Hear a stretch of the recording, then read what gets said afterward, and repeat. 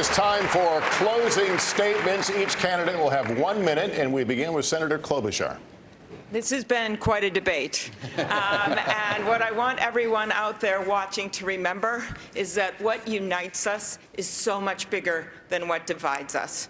And that we need a candidate that can bring people with her. Yes, a fired up Democratic base, but also independents and moderate Republicans. And I've done that every single time. I have won every race down to 4th grade. A lot of boasting up here, so thought I'd add that.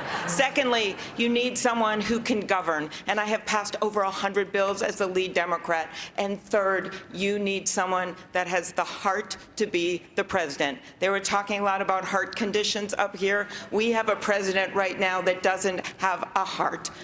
I love the people of this country, and I ask for the vote of the people of Nevada, because this state gets it.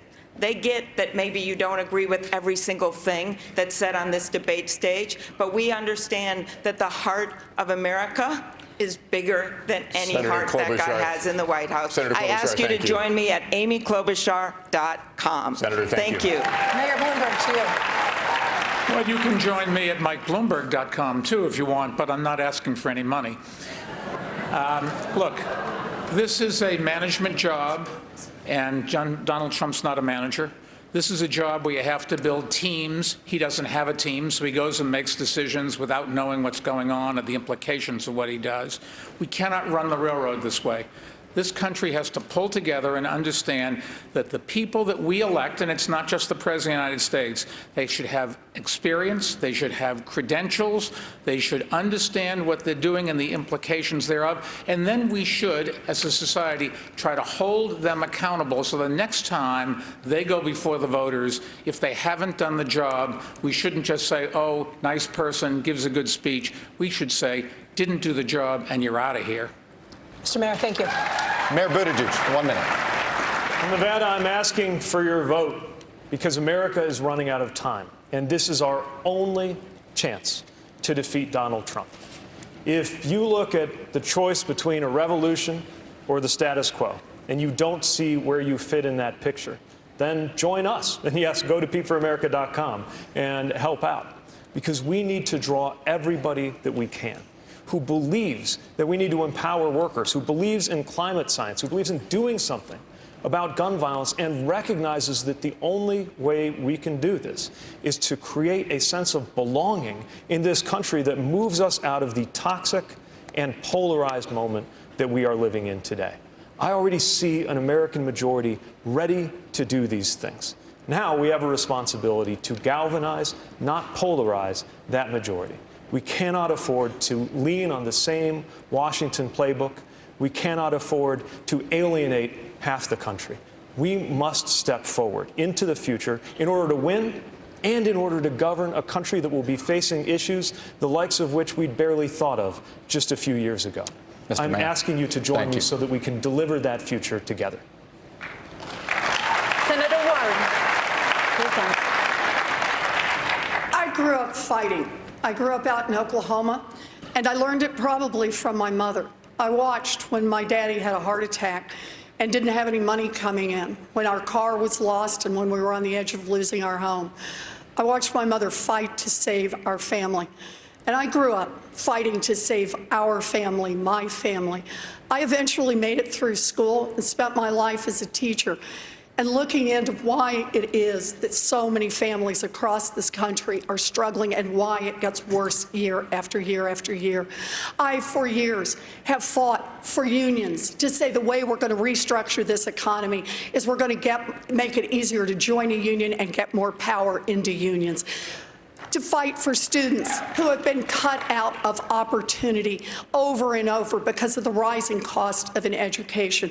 Look, for me, I am, of all the people on this stage, I've been a politician the shortest time, but I've been the one out fighting for families the longest time.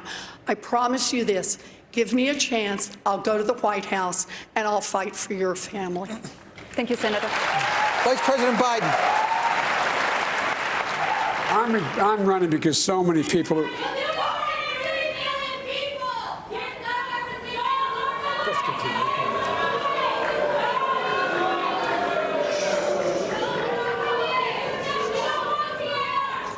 Please give us a moment. We'll clear the room and let Senator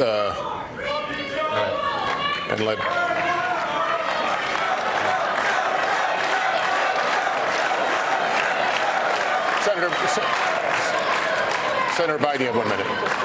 Look, I'm running because so many people are being left behind. People I grew up with in Scranton. When my dad lost his job, lost his house, had to move. We moved to Claymont. We found ourselves in a position where we had little ability to get anything done. And my dad worked like hell. I learned a lot. I've been knocked down a whole hell of a lot. I know what it's like to be knocked down. But I know you have to get back up. We have to provide some safety and security for the American people. Right here in Nevada, the site of the most significant mass murder in American history, guns. Our kids are getting sent to school, having to hide under desks, learn how to run down corridors to avoid being shot. It's immoral. I'm the only one that's beaten the NRA nationally, and I beat them twice.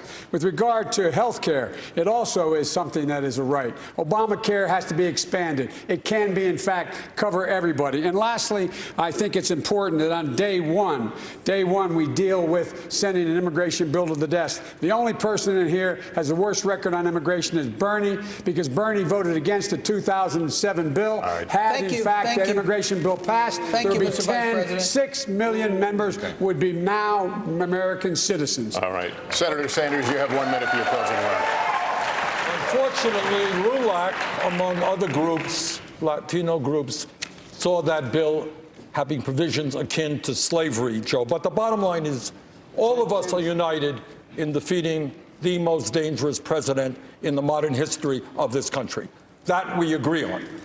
But where we don't agree, I think, is why we are today the only major country on earth not to guarantee health care to all people.